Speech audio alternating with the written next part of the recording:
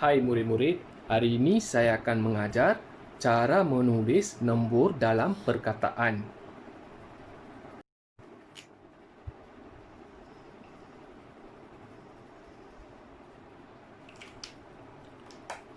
Untuk menulis atau membaca sesuatu nombor dalam perkataan, kita kena tahu nilai tempat sesuatu nombor. Dekat sini ada dua digit, iaitu 2 dan sifar. Digit sifar ini nilai tempatnya ialah sa. Nilai tempat bagi 2 adalah 10. Sekarang kita akan tulis nombor ini dalam perkataan. Untuk tulis nombor ini dalam perkataan, pertama sekali kita tengok nombor yang berada di tempat 10. Nombor yang berada di tempat 10 ialah nombor 2. Jadi kita tulis nombor 2 ini dulu sebagai 20.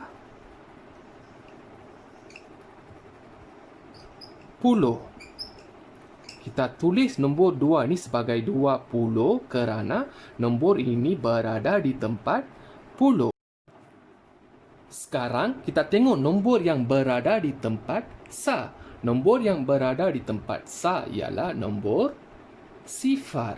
Sekiranya nombor sifar ini berada di mana-mana nilai tempat, tak kira di tempat sa ataupun di tempat 10, nombor sifar ini tak perlu tulis dalam perkataan.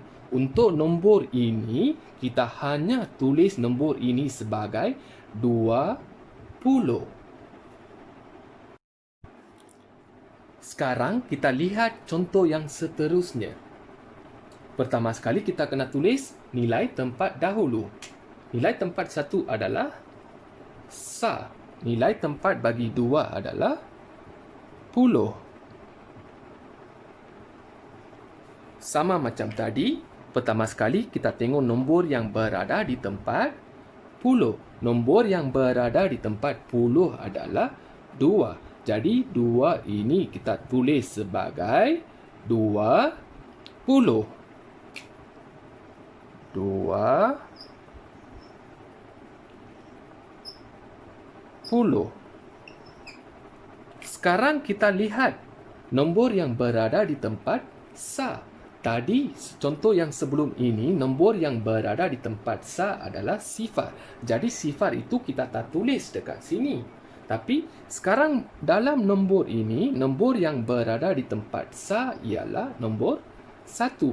Jika nombor 1 ini sekarang berada di tempat sa, nombor 1 ini kita perlu tulis dalam perkataan. Jadi, 1 ini kita tulis sa. Jadi, nombor ini kita baca nombor ini sebagai 21. 21.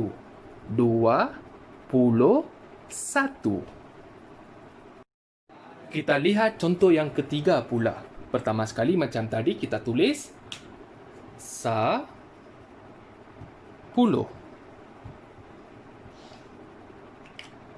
Kita tengok nombor yang berada di tempat 10 iaitu nombor 2. Jadi 2 ini kita tulis sebagai 20. 20.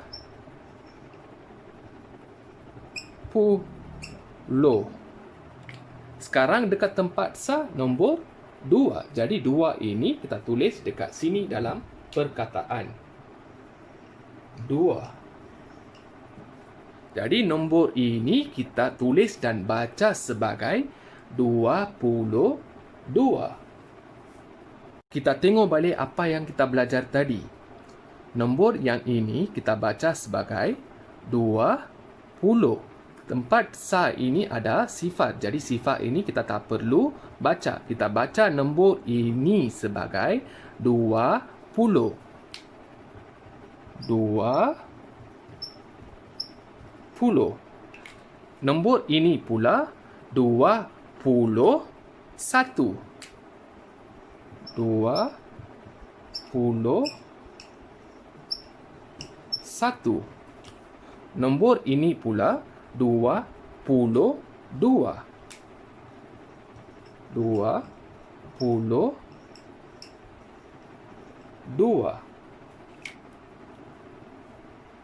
Bagaimana kita nak tulis nombor ini dalam perkataan pula?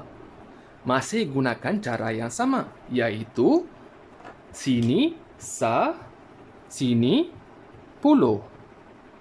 Jadi jawapannya ialah 30. Dekat sa ini ada sifar. Jadi sifar ni tak perlu sebut. Kita baca nombor ini sebagai 30. 30. Sekarang saya tukar sifar ini jadi 6. Macam mana kita nak baca nombor ini dalam perkataan? Macam mana kita nak tulis dalam perkataan? 30. 3 ini dah jadi 30. 6 ini kita tulis dekat sini.